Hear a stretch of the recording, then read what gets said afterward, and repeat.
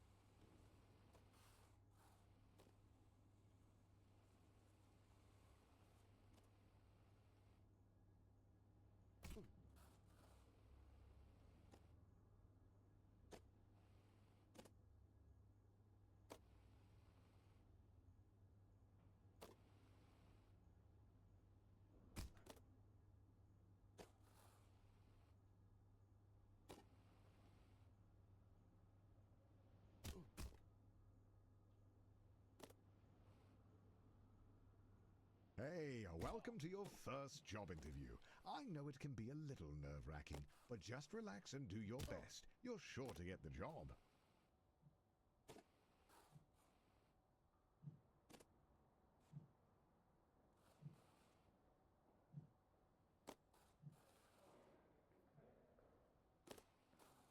Congratulations, you've completed the interview process. Unfortunately, the company needs you to do a take-home interview. I see a note here that says, sorry for making you jump through all these hoops. Oh, yeah. So the company just needs one more interview. The note here says, last one, we promise. And to ignore the hoops on fire. That's just a technical bug in their hiring system. There it is, the offer letter. You grab the letter and read it out loud. We regret to inform you that the role has been filled.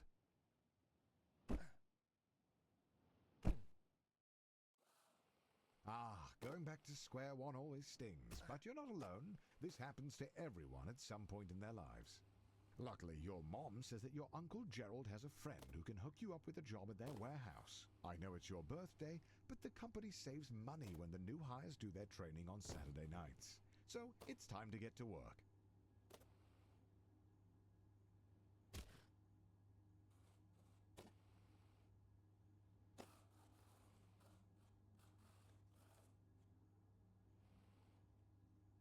Congratulations on completing your training. Go home, get some rest. Tomorrow is your first real day at work.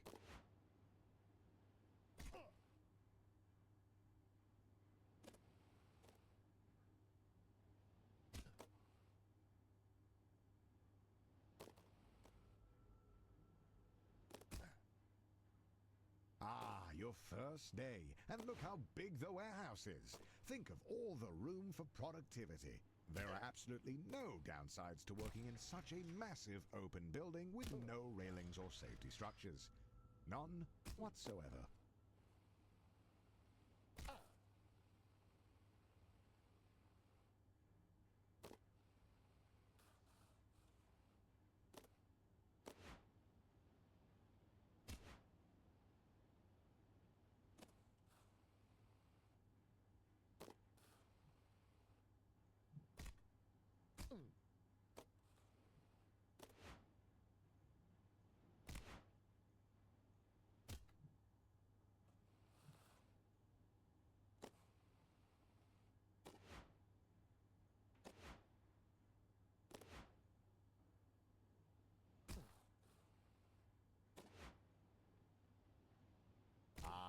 So, rumor has it that corporate spent all of their money on fighting Ted's injury lawsuit. So they've thrown you a pizza party instead, which, according to your boss, is arguably better. But don't worry, a manager's position has opened up, and that comes with a pay raise.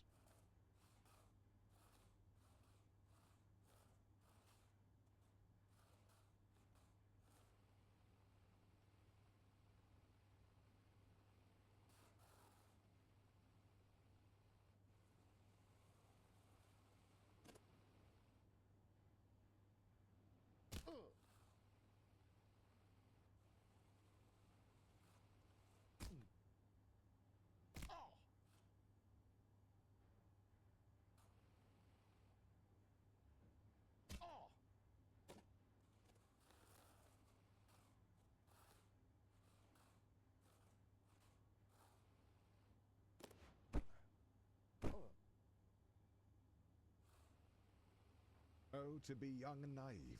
They were never going to promote a lowly warehouse worker. That would require them to pay you more. But you refuse to be held down by the system, and if taking an unpaid internship will open up more opportunities to climb the corporate ladder, by gosh, you'll do it.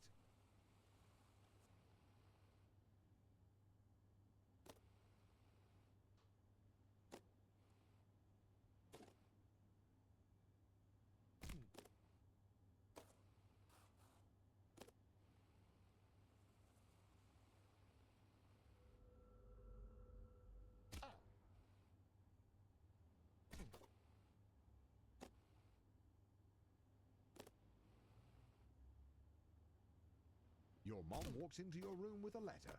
You got the job. Tomorrow is your first day as an unpaid intern. What an honor.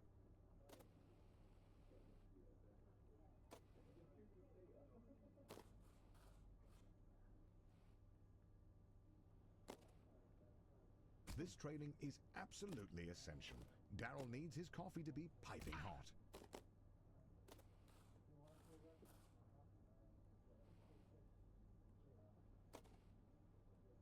Some would be discouraged knowing they only got the job because their obsession with rollerblades makes them the ideal candidate for grabbing coffee. But you're a little discouraged as well. Focus up. You're going to be the best coffee runner this company has ever seen.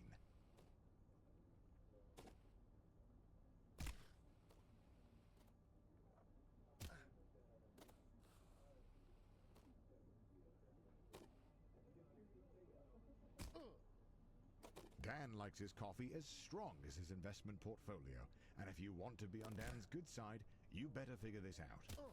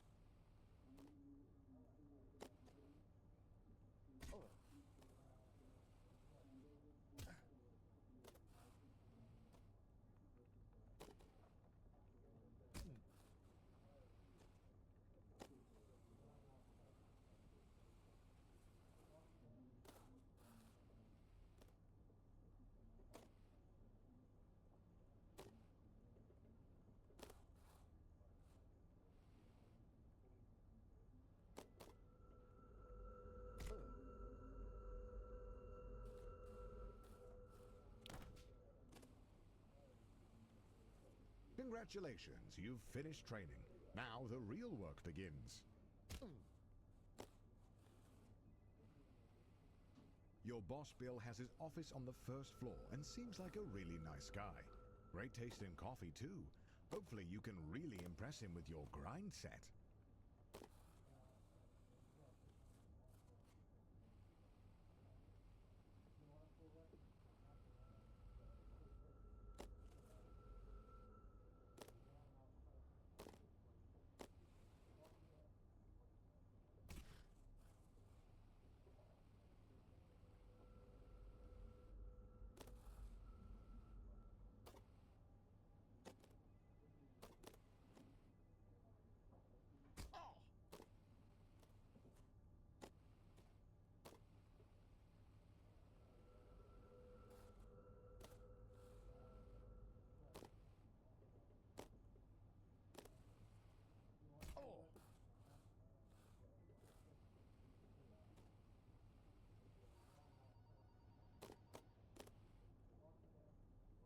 At the all-hands meeting, your boss Bill announces that you've been chosen for the in-house interview, which, according to him, is just a bunch of softball questions since it's really more of a formality than anything.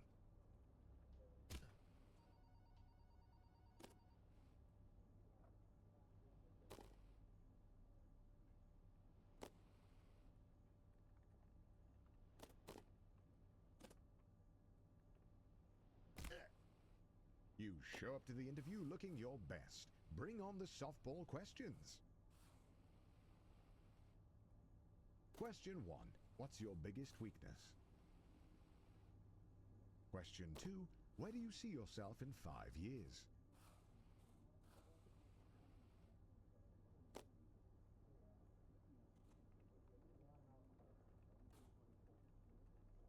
Question 3. Why do you want to work here?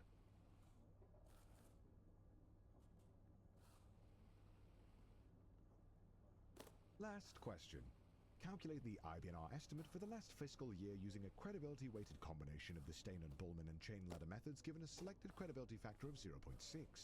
The last intern had a PhD in math, so the company naturally expects the same from all future interns.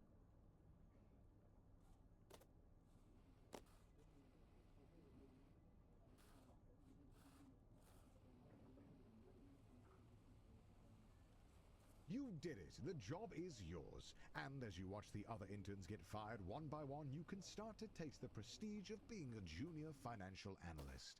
You're ready to kick ass and make money, and you're all out of money. Unfortunately, being a junior financial analyst means you're just another cog in the corporate machine. No one is going to notice you if you don't make yourself stand out. Being a cog means doing a lot of the same thing over and over again. But the company wine mixer is coming up, and if you can make a good impression, it'll go a long way. Oh, the company wine mixer. A chance to meet middle management, impress them with your firmest handshake, and laugh together at the financially illiterate.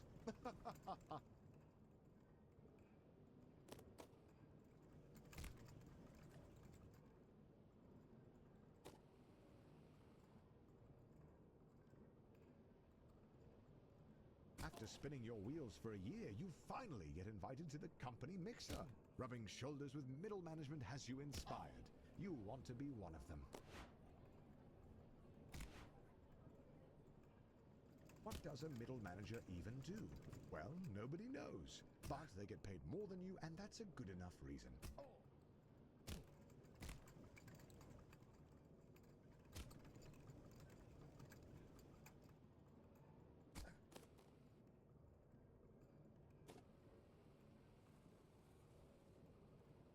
You've been putting in tons of extra hours. You're doing the work of 2 employees. No one notices. But you brought a VP some coffee, and he liked that. You land a dinner with one of the executives. He likes you. Not because you do good work, but because he's also bald. Middle management feels a little closer.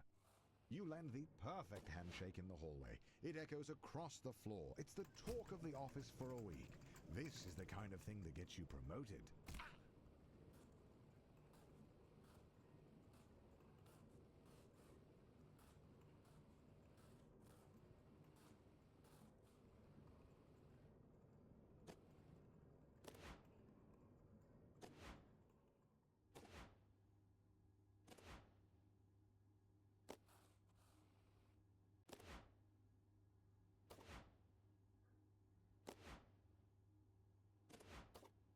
Finally, the company opens up a single middle management position. All you have to do is beat the rest of the applicants and the job is yours. Others are a metaphor for the other applicants.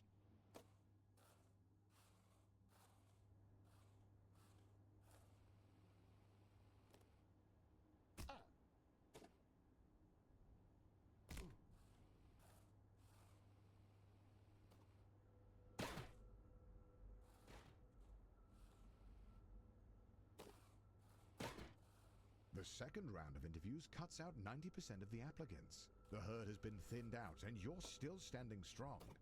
Wait, somehow Ted is in the running? When did he get a job here? It doesn't matter. Just stay focused and get that job.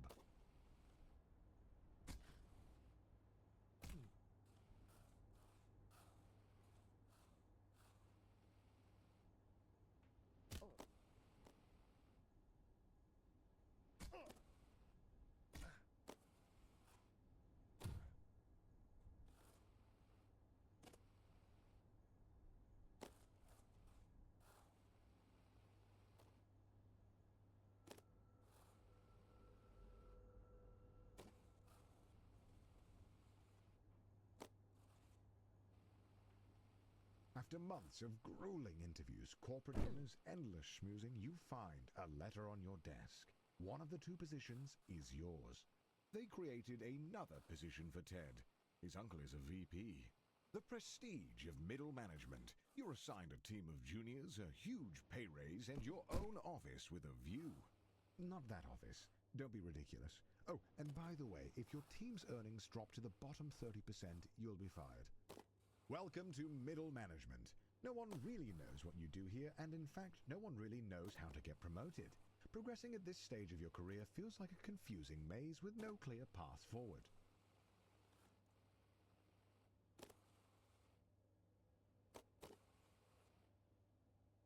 You know, a lot of people stay in middle management their whole career. Look at Dom. He's been here for 20 years. He's also bored. He seems pretty happy.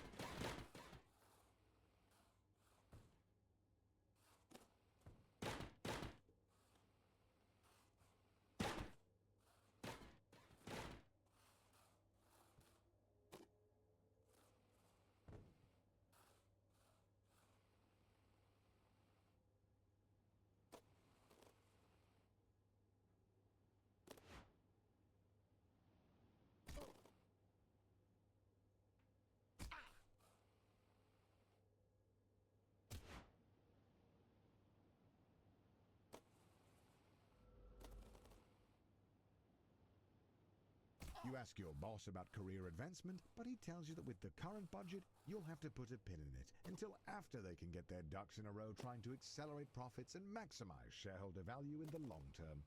But if you wanted to, you could double-click on the issue to circle back in a month to drill down, but really not to try and boil the ocean to get this figured out, and to let the work work for you.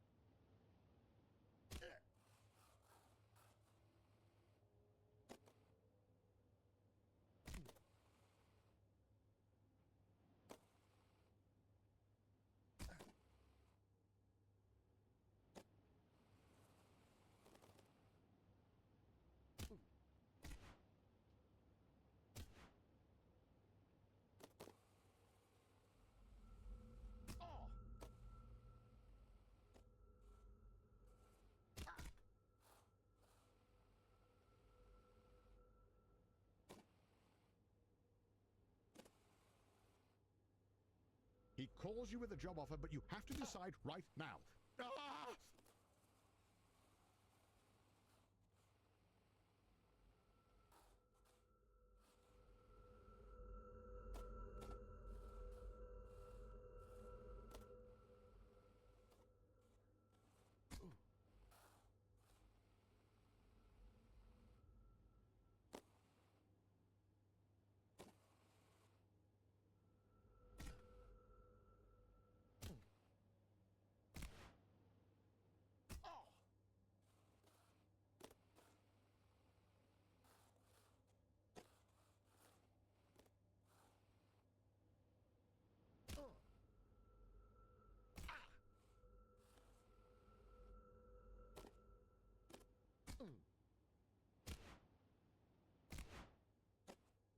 The only way to move up is to move out, so you take the job, and as luck would have it, they're in need of a new department head, and you are in the running. At this stage in your career, there are no safeguards. The only one who can convince the board to make you a department head is you.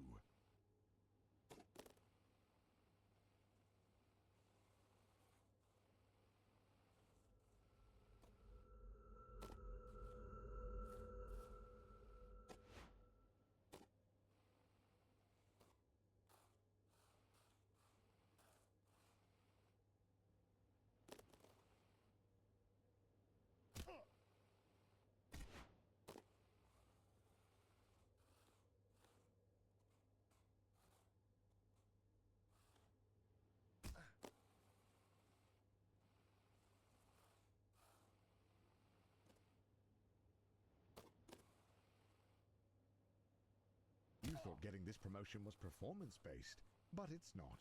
Ted writes one viral tweet that all the Gen Z kids like, and now he's a department head.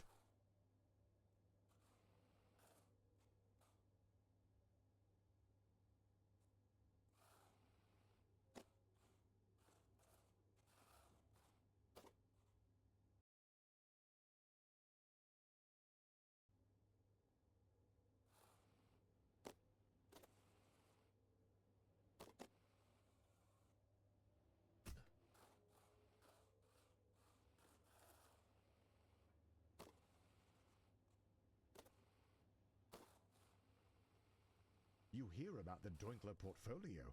2 VPs have used their insider trading knowledge to invest a ton of money into it, but it hasn't taken off. You could take it on, but 3 other managers have been fired trying to make it work.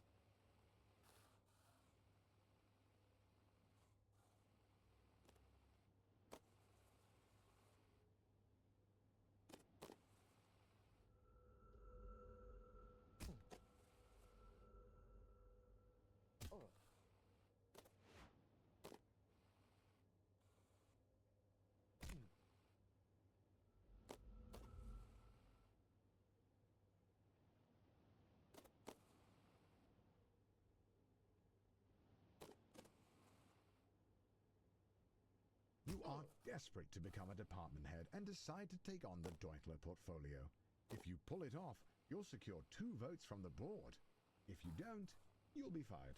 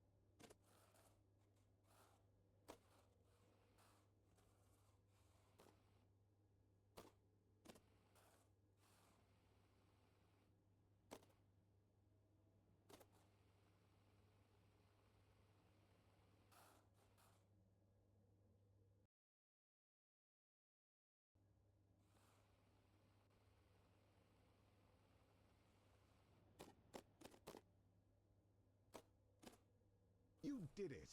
You pulled off the Doinkler portfolio, you crazy son of a gun. Unfortunately, the vote is tomorrow, and you're one vote short. Looks like it's better luck next time. You're still convinced that being a full-time YouTuber is for absolute degenerates, but he was such a class act that it was enough to sway the vote. You are the new department head.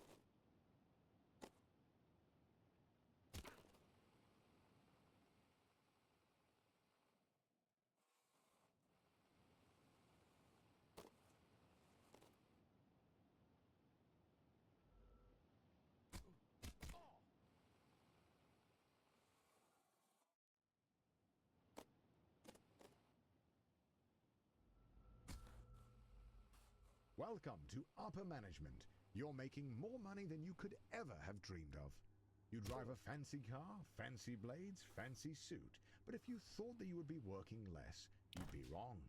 If you aren't constantly pushing ahead, you're likely to fall.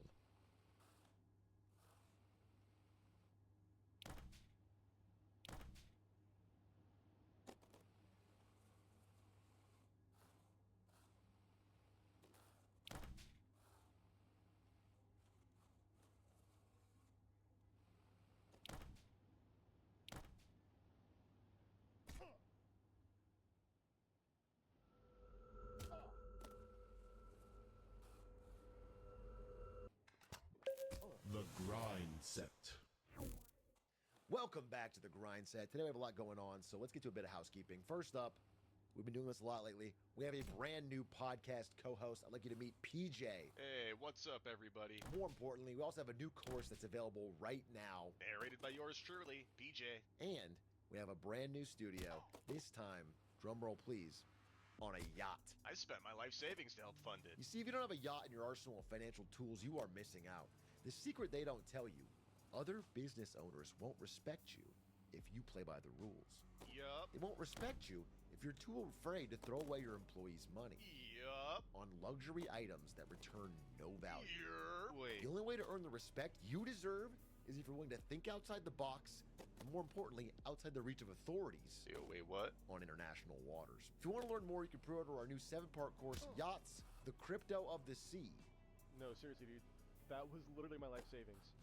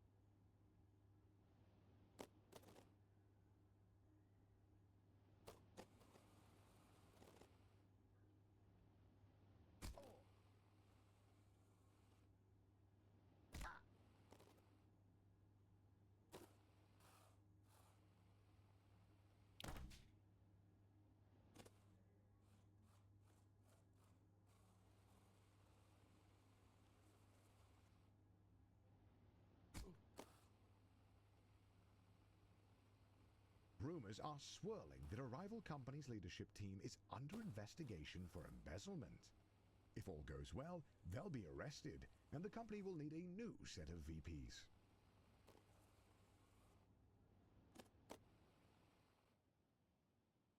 The FBI sweep the whole leadership team into prison, just as you thought. They need a new VP. And as the first candidate to apply without a criminal record, you're instantly chosen. They don't even look at your resume.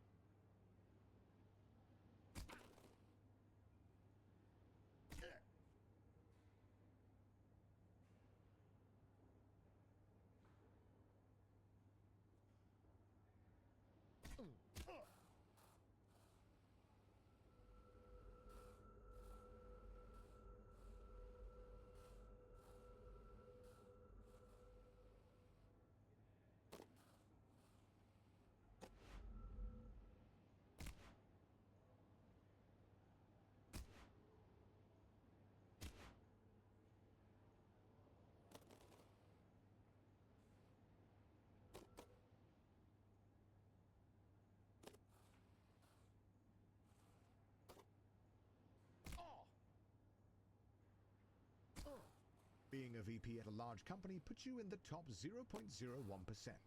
But it's not enough. The goal is and has always been to be CEO.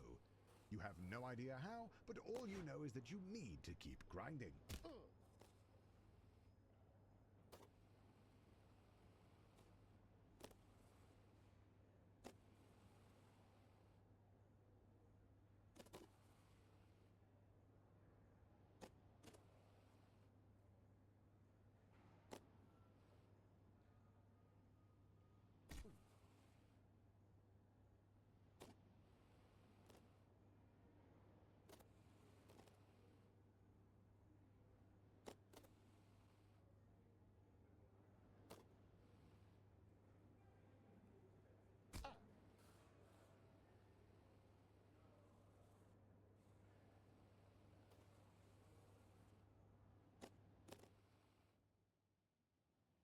Ted and some of the other VPs are also arrested for embezzlement. Honestly, you're not surprised. That guy was useless. But now they're desperate to fill his spot. They ask you to jump ship. And honestly, who are you to say no to a 7-figure salary with stock options? And a shot at being CEO? You take the job.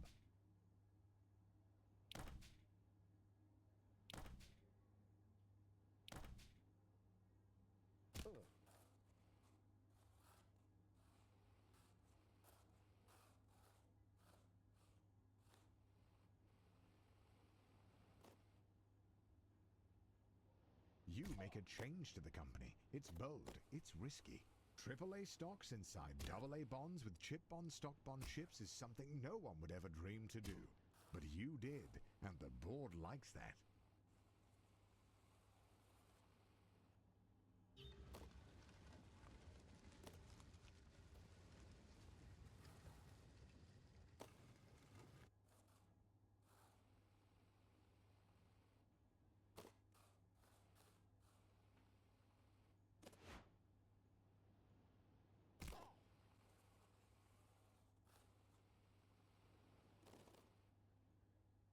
You spend half of your salary on flying a board member to Wimbledon. They don't even like tennis, but they like being schmoozed, and you like how that helps your chances at being CEO.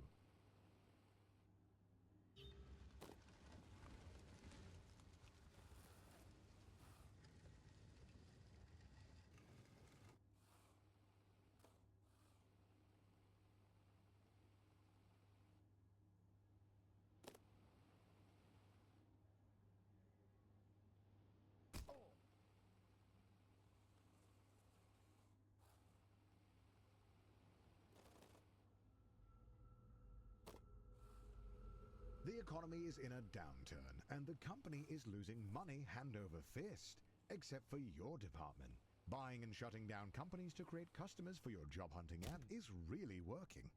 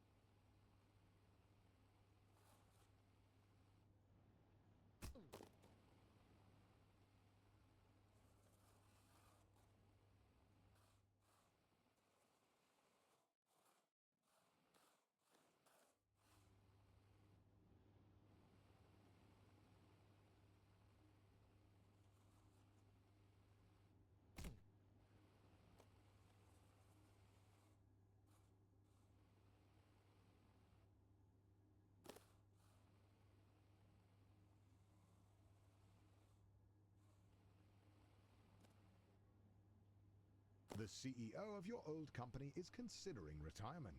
There's only room at the top for one, but now's your chance. You got this.